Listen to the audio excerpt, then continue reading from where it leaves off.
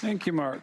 So yeah, as Mark said, I'm a Apache Beam PMC member. I'm also a software engineer at Google.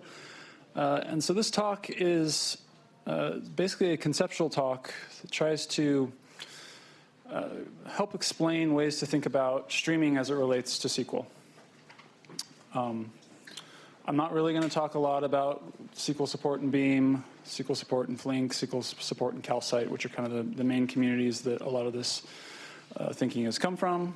But there's links at the end that you can kind of learn more about that. Also, I have to warn you up front, this is not really a 30-minute talk, and I have 30 minutes for it. I should start my timer. So we're going to kind of go fast. So apologies in advance for that. So as far as what's in the talk, there's two main sections. The first section is covering stream and table theory. How many of you know what I mean when I say streams and tables? Pretty good amount. And then the second part is actually covering SQL. Most of the talk is actually the first section. So we won't actually spend that much time on SQL, but that's okay, because that's kind of the interesting concepts are really the stuff that underlies it. Also, I'm writing a book on streaming with a couple friends. These are based off of a couple chapters in the book. I mention this because if you want to learn more, this is a good place to go, because this is really just kind of small snapshots of the stuff that's in those chapters. Conversely, if you hate the talk, you know you shouldn't buy the book, so it's a win either way. So with that, let's get started. So stream and table theory, the basics. So when I talk about stream and table theory, I really mean sort of streams and tables as the Kafka community essentially has been advocating for it for a while. So these two posts, Martin's in particular, but also Jay's, are a great introduction to sort of what I mean by this. And the basic idea was, in trying to reason about stream processing and kind of especially the Kafka mentality behind it was, look at the database world and what the database community has been doing for years. If you think about, you've got a transactional database, the way that works is you've got this table that evolves over time as you have inserts and updates and things like that. And the way that's implemented under the covers is you've got this sequence of events, these changes that are queued up into a log, which is your stream essentially, and then applied one by one to yield a table. And this is really just the core idea of your stream is this log of events, and your table is this materialization of those events sort of aggregated together over time. And conversely, then, you can take the table and, as it evolves, observe that sequence of changes, and thus convert that table, or convert the data in that table over time into a stream. And so from this, you can get what I'll call the special theory of stream and table relativity using a bad physics analogy. Is that streams are converted to tables by aggregating this stream of updates over time, and tables observed over time yield a stream. So this is nice because we can kind of reason about these two relative to one another. It's also nice to understand or define them independently. And the way that I like to do that is to say that tables are conceptually data at rest. They're kind of a place where data comes to hang out together and get grouped together. And streams are data in motion. They're data moving from one place to another. So that's sort of the basics of it. Now I want to relate how streams and tables exist, or I should say, I want to relate streams and tables to the Beam model. So what I mean when I say the Beam model is the approach to data processing that's within Beam. It's centered around these four questions. What results are calculated? Where in event time are results calculated? When in processing time are these results materialized? And how do refinements of results relate? And these questions relate to sort of concrete things you might do in a data pipeline. We'll get more into that later. So if you aren't familiar with what I'm talking about already, this probably makes no sense, but that's okay. We'll make sense of it later. But to reconcile streams and tables with the Beam model, with kind of core streaming data processing concepts, I would argue there's basically three questions we want to answer. So how does batch processing fit into all of this? Because one thing I didn't mention is that Beam is really a unified batch and streaming approach to data processing, because there's really not that much of a difference between the two. But streams and tables, as the Kafka folks have always talked about them, have strictly been within a streaming context. So we need to reconcile how does batch processing fit into things. And sort of relatedly, what is the relationships of streams to unbounded and bounded, to bounded and unbounded data sets? I think we oftentimes think of streams as unbounded, infinite data sets. But again, if we're talking batch processing, we need to say, well, how does it, what is this? Is there such a thing as a bounded stream? And then lastly, how do these for, what, where, when, how questions map onto a stream and tables world? And more concretely, how do the various primitives that we use to answer those questions map into a streams and tables world? So we'll try to answer the first two about batch processing and bounded data in the context of MapReduce. I imagine most of you are familiar with MapReduce. Is this fair? Lots of nods. Cool. So the basic idea is you've got some input. It goes into this two-phase data processing job where you've got a map phase and a reduce phase, and you get some output on the other end, right? It's batch processing, so it's bounded data. So I think we can all sort of safely say that, we start out with tables on either end. But for our purposes here, instead of just having the two phases, it's actually nicer to break it apart into three for each. So for the map, we're going to have a read, map read phase, then the core mapping where the user's operations happen, and then a write phase, and similarly for the reduce. And in between each of these phases, we've got the data exists in some form, and we want to define, in what form is the data at this point in time? Is it a stream or a table? So as I was saying earlier, we start out with bounded data and we end with bounded data. So let's just call that a table for now. That kind of feels safe, even if it's kind of wrong, but that's okay. It goes to the map read phase, and what happens? Well, a good way to answer that question is to actually look at the API of the map function, because it's generating the input to that, right?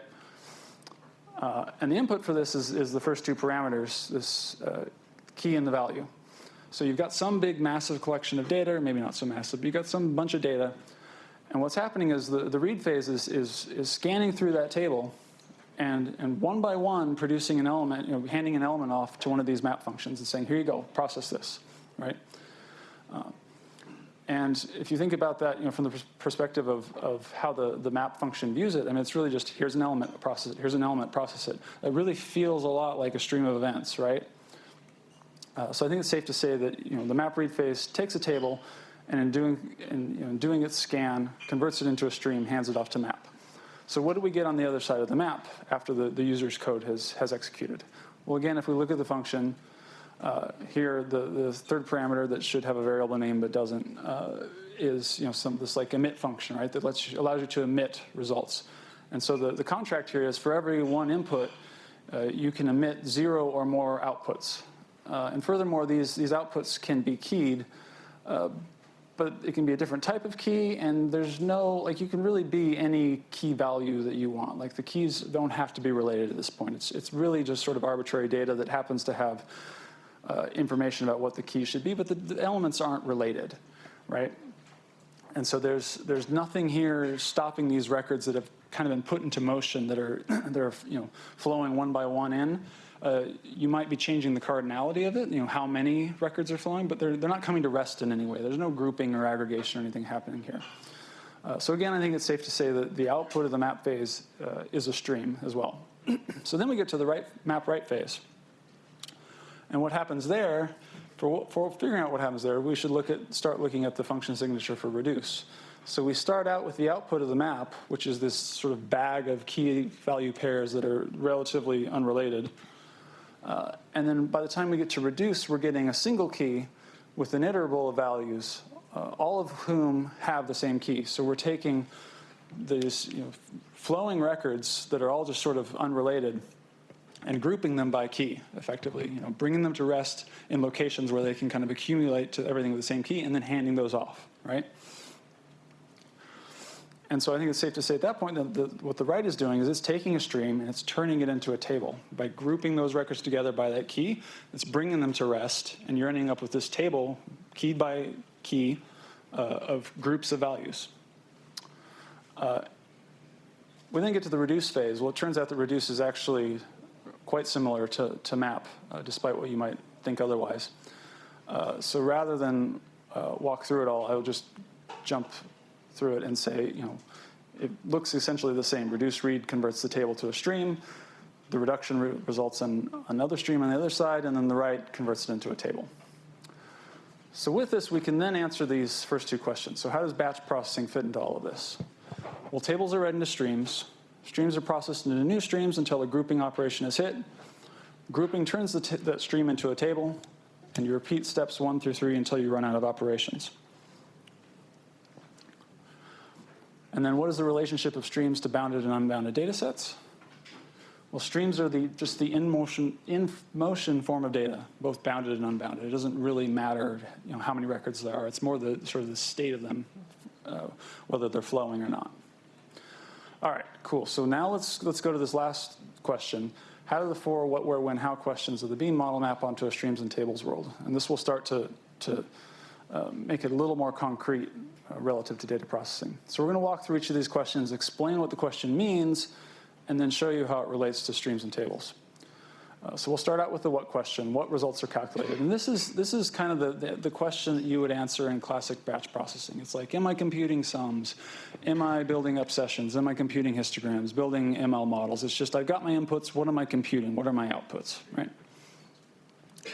So we're going to look at some examples, some animations, and they're going to plot records in event time and processing time. So you've got two axes here. Event time is the time when these events actually happened. Processing time is when the system observes them. These are not, the orderings within these time domains are not the same. In the ideal world, everything would lie on this line with a slope of 1, which would mean, as soon as an event happened, it was processed immediately, right? The sort of distance from that line to the left is kind of the skew away from the ideal, and you can see that there's some records like this 3 that occur and are processed relatively close to each other, and then there's some like the 9 where there's actually quite a lot of delay. So you can have this varying level of skew here.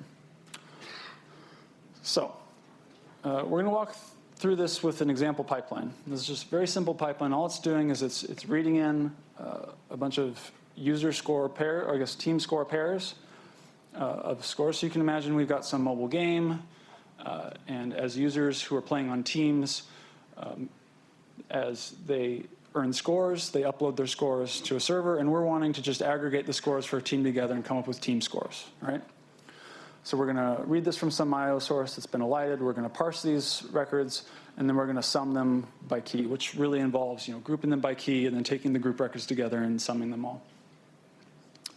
And so if we look at this, an animated version of this, in the sort of a streams and tables view, we can start to get a sense for how this really relates to streams and tables. So there's a lot going on here. Again, we've got the x-axis is event time, the y-axis is processing time, and it kind of scrolls down kind of like a piano roll as time moves forward, right? And it repeats just so you can see it again. So what happens is we start out at the top with this stream of bytes kind of flowing through, and they hit that parse function.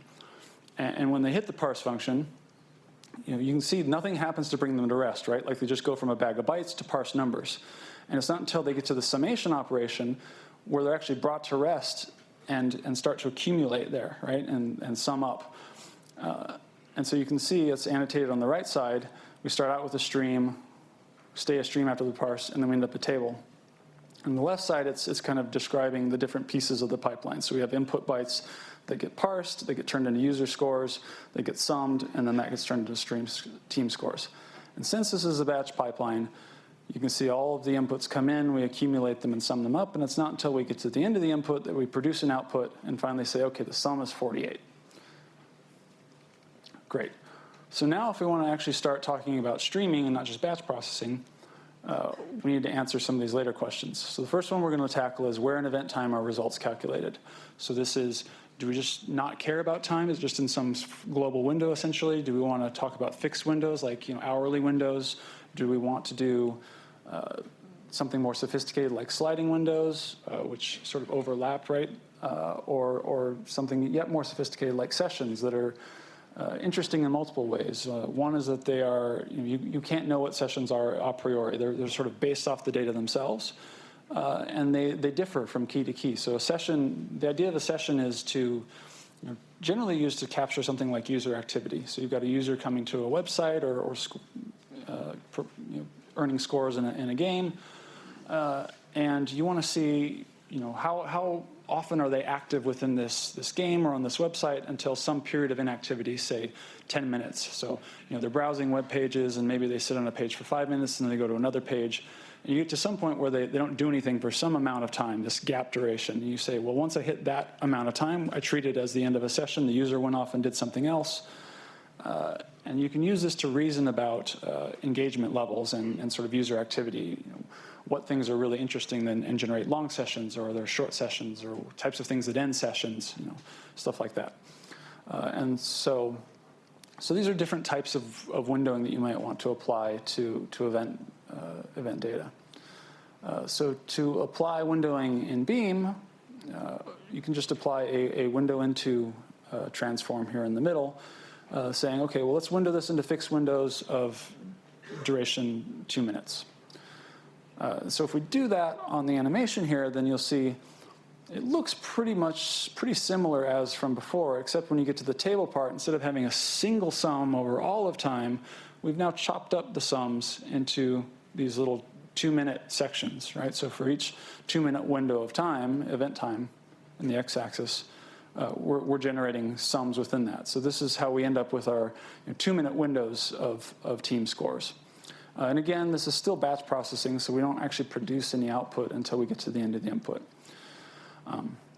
So that's all well and good on a bounded data set like this, but if we're dealing with an unbounded data set, we can't wait for the end of time, right? Like, we need to be able to produce results earlier for at least the data that we know answers for, right? So to do that, we need to move on to the third question of when in processing time are results materialized.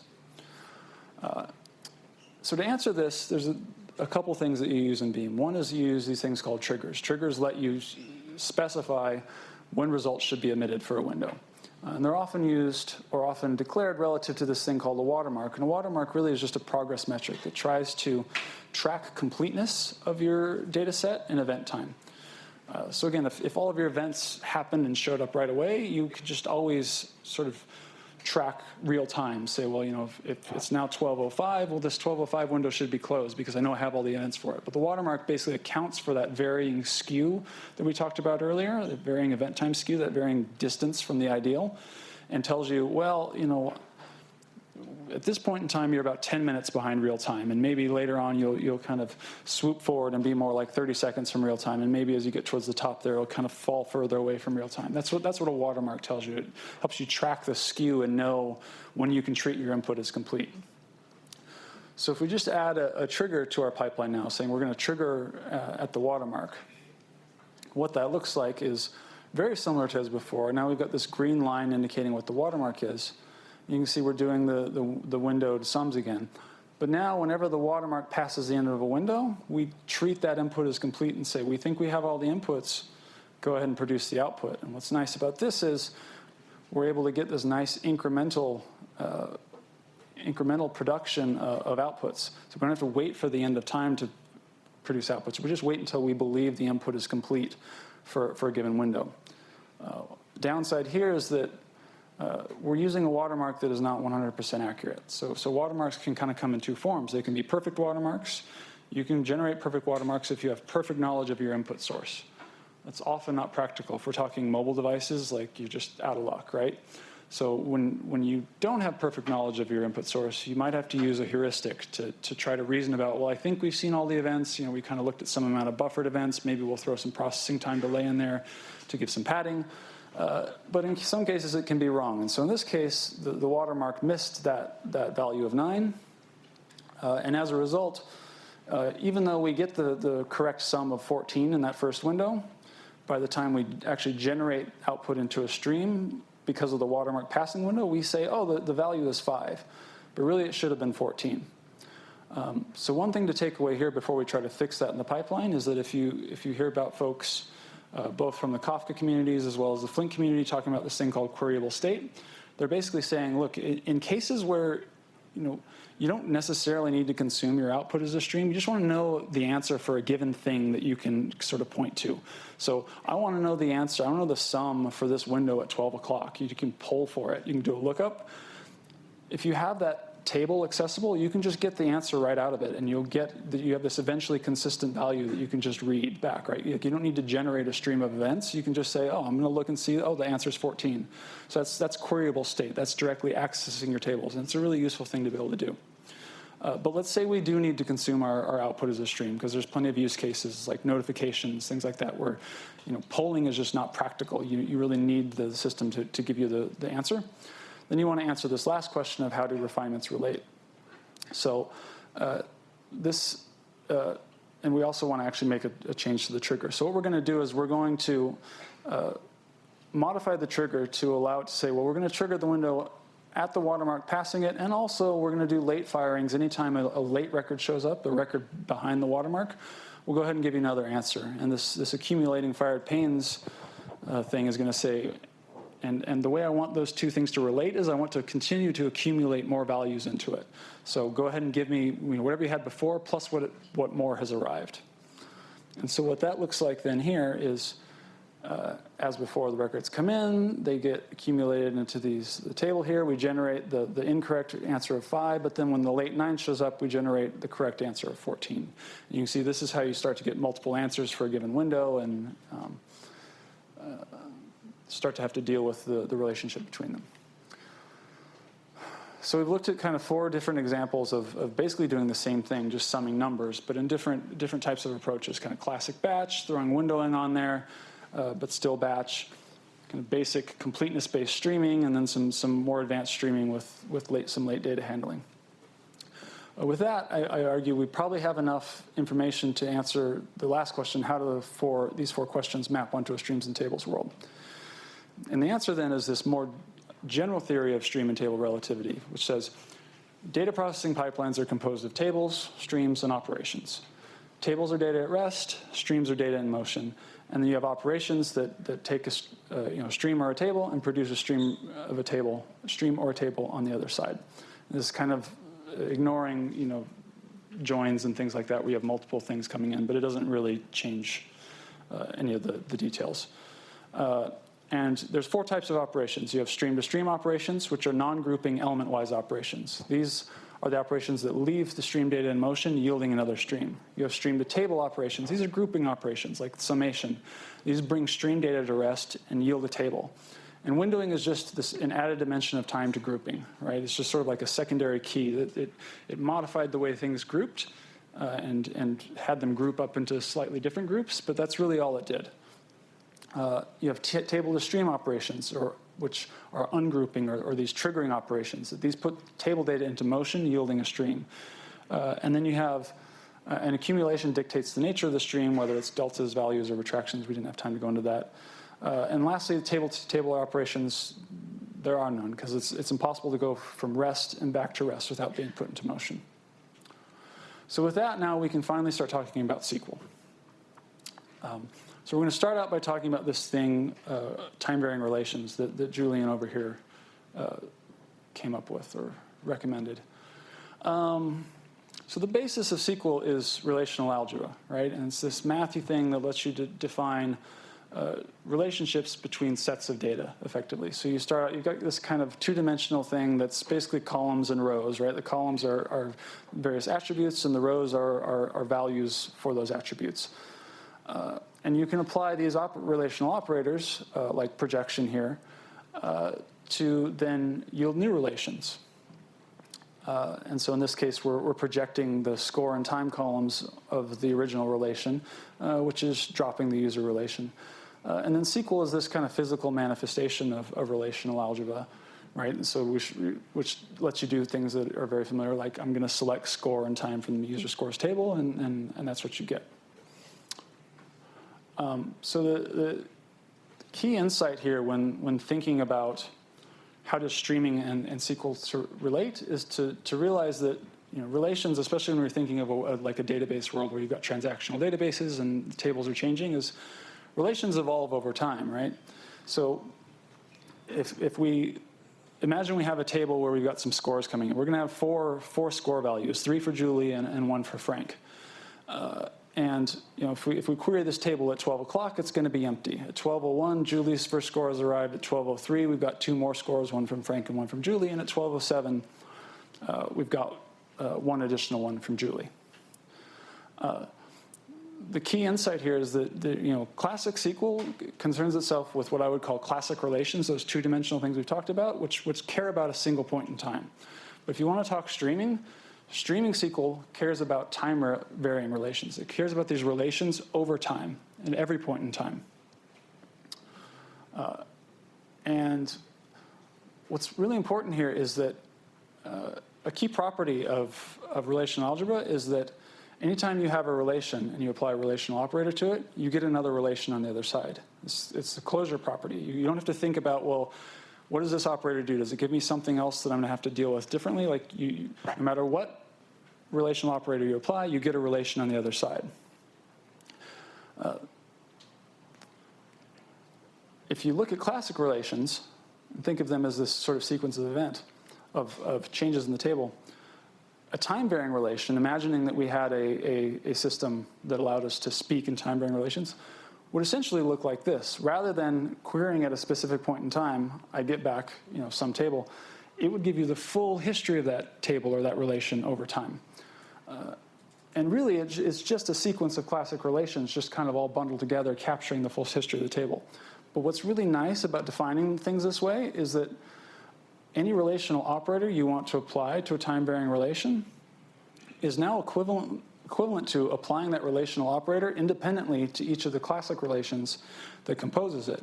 And the result of that would then be another sequence of classic relations, which itself would essentially be a time-varying relation. So by that definition, all relational operators can be applied to a time-varying relation, yield another time-varying relation on the other side. Or in other words, the closure property of relational algebra remains intact with time-varying relations, even though we've brought them into this third dimension of time for streaming.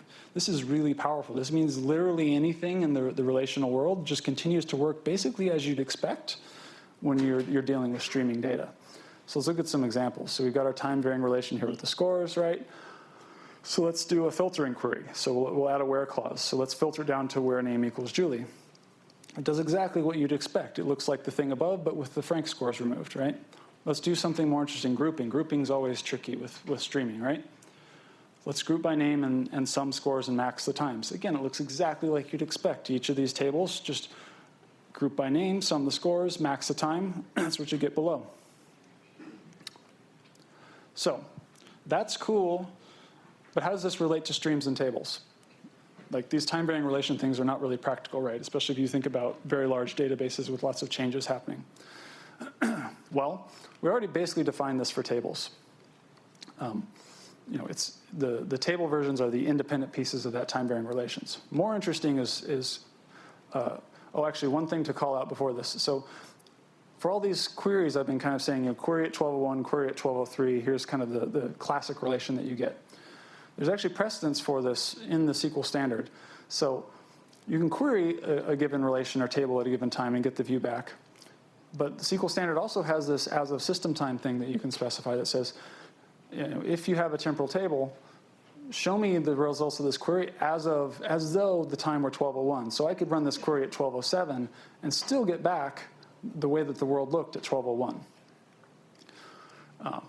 But let's look at what it means for streams. So if we do the same query, but instead we have this sort of hypothetical additional keyword of saying, give me a stream instead of a table back.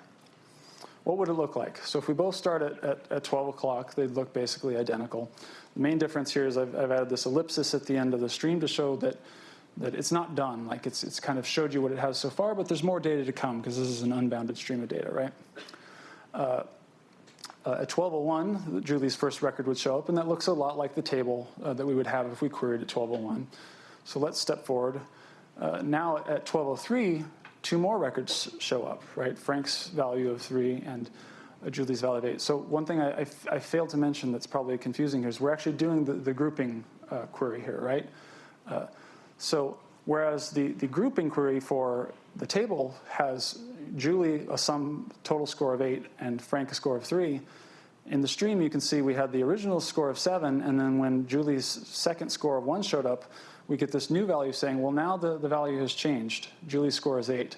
So the stream starts to look a lot different from the table, whereas the table kind of captures this holistic view of the data at that point in time. The stream is capturing this sequence of changes that show you sort of the evolution of that table over time. And it just increases as you go forward in time, right? Like another score for Julie shows up, we get a new update showing that Julie has a score of 12 at 12:07, whereas if you query the table at that time, you just see the current score for each of the two people. And this is really important because there are some places where it's advocated that you should just treat streams and tables as the same thing when you're dealing with SQL. It doesn't matter, like it's basically the same thing, and then you don't have to worry about it. They're actually quite different, and they're used in very different ways. Question. Yeah, shouldn't there be two columns, sum and max, in the group line? You just have one score. So I kind of didn't, like it should say sum score as score, max time as time. Oh, I see. It's not a valid query, but I think it has the right. I think it has the right columns at least, just not labeled right.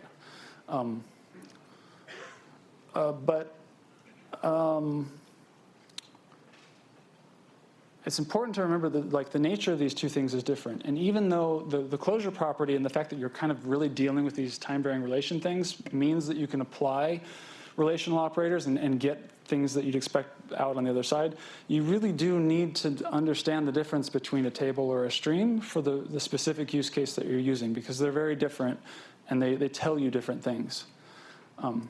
So how does this relate to streams and tables? Well, tables capture a point-in-time snapshot of a time-varying relation. Streams capture the evolution of a time-varying relation over time. All right, I'm essentially out of time. We're to the last section, SQL language extensions. This is probably what you thought you were coming to see when I mentioned what the talk was. It's actually only 2 slides, so I'm just going to finish up and see if Mark gets mad at me. So when do you need SQL extensions for streaming? Well, it turns out that if you have good defaults, you often actually don't need them. It really depends on how the output is consumed. If you consume the output as a table, you really don't need SQL extensions very much. This should not be surprising. SQL is a very table-biased sort of approach to data processing. If you need them as a streams, they're sometimes needed. And what do they look like? Well, you can sum up most of the things that I think would be relevant here. And most of these are hypothetical. Calcite has a few of these added in, thanks to the Flink folks and Julian. But basically, the explicit table stream selection stuff we talked about, this is useful to be able to say, look, I know what I want my materialized output to be. I want it to be a table. I want it to be a stream, because those things are different, and I know which one is right for my use case. But if you have sane defaults, you often don't need to use those. So if all the inputs are table, you probably want the output to be a table by default. That's just kind of classic SQL semantics, right? If any of the inputs are streams, it's probably reasonable to make the output a stream. If you want to deal with time and windowing, it's nice to have windowing constructs. So it's nice to be able to specify event time columns. It's kind of handy to have specific constructs for doing windowing. So select star from X, group by session windows, for example. So I claimed that sessions were inexpressible in declarative SQL. I've since been proven wrong, so I need to update the slides. But still, it's a nasty set of weird self-joins and things like that. It's practically inexpressible by mere mortals. So it's nice to have things like session function, or whatever you want to call that session keyword, allowing you to specify complex windowing constructs that allow you to group things in time.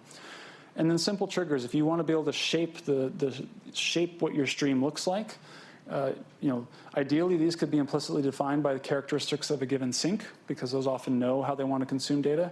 Optionally, you can configure this outside of the query, not have it in the query at all. But if you really need it in the query, you could have it an emit function or an emit operator that allows you to say, I want to emit repeated updates after a given amount of time. I want to emit when a watermark is past the end of the window, which is like the example we saw earlier, maybe some combination of those. But that's really all you need.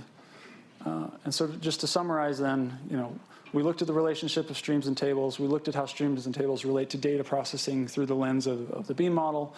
We looked at this concept of time-varying relations and really how they capture the evolution of a table over time and then very naturally extend into streams that sort of element by element capture that evolution. And then we looked at a few SQL language extensions that can that can let you sort of navigate this world of streaming, but when coupled with good defaults are oftentimes not needed.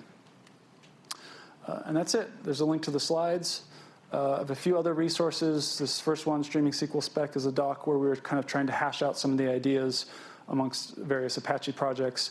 A couple links from Julian. The streaming in Calcite is kind of his original manifesto that got me very excited about this and got me involved in it. Streams, Joins, and Temporal Tables doc, if you want to have your head explode, is an interesting read. Streaming 101 and 102 blog posts I wrote if you want to learn more about the Beam model stuff.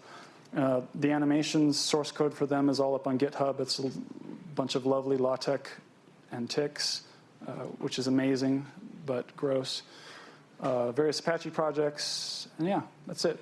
Thank you. Any questions if I have time?